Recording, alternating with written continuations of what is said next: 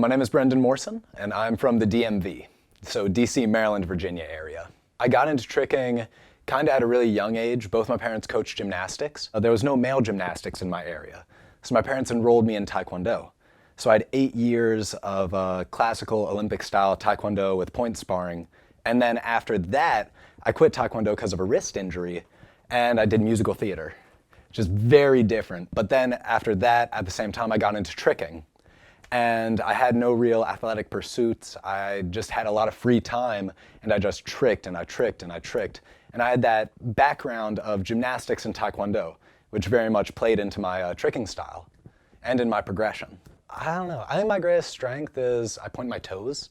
I have very clean form. I have a good combination of proper acrobatic form and proper martial form. The background in Taekwondo allows me to have kicks with hip turnover and that flexibility, but the background in gymnastics means swing chains and twists aren't foreign to me. So it's easier for me to put them all together and kind of see where I am. My training's been good. All I do is train. I'm very much like a fan of religious training rather than scheduled. So I will train every day. When I'm not doing tricking, I'm doing active recovery, or I'm working on my business, or I'm doing work. And that's kind of how I like to live my life. I think my game plan going into the battle is just to have fun, learn. I like to see battles that are more like a session, more of a back and forth.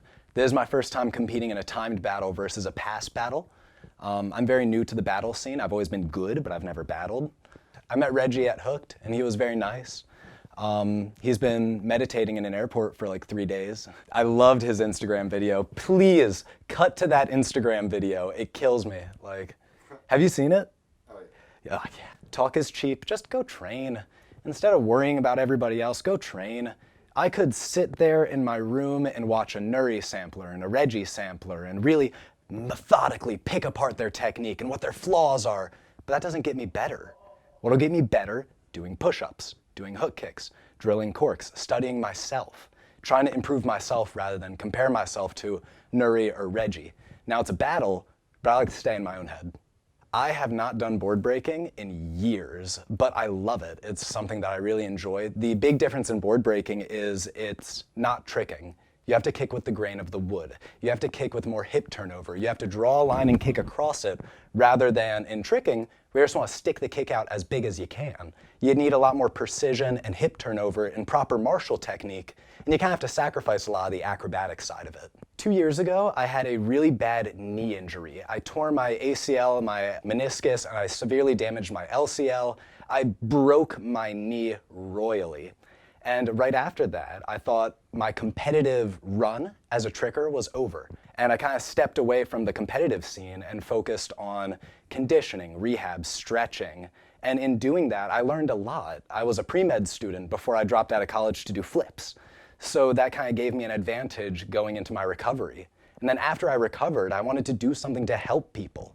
Something to help people like me who got injured. So I started making tutorials each week, and weekly by weekly by weekly, and I never missed a date, and I garnered a following. And I've met so many trickers who just want to be good. And the trickers that follow my tutorials are the grinders.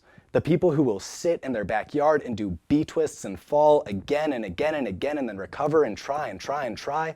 And I very much empathize with that. I connect with that a lot more than I connect with the show business.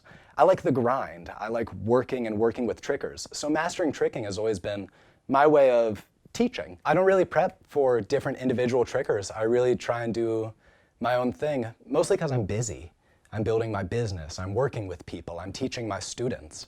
I try not to, I guess, worry about that as much. It's not that it's coming from a place of not caring, but it's a place of busyness. I very much have a life that I want to live, and if I spend it, there's so much content out there. And there's Nuri, Redje. Why would I compare myself to them when there's a world of trickers? There's Michael Guthrie, there's Phil Gibbs, and I'm gonna battle them, and I'm gonna do the best I can. But you gotta do what you gotta do, and I'm gonna board break, and hopefully I'll kick them, or I won't, we'll see. With winning or losing, it's completely out of my hands. I try and walk away with new information, walk away with meeting new people. I judged far earlier than I battled because I made tutorials and I taught people, and I had that gymnastics and Taekwondo background. So I never really had to come up on battles, never had to prove myself in the battle arena. And nor do I really feel like I have to. I like coming out, talking to people, meeting people, helping people. If I win, cool. If I don't, it doesn't really hurt me.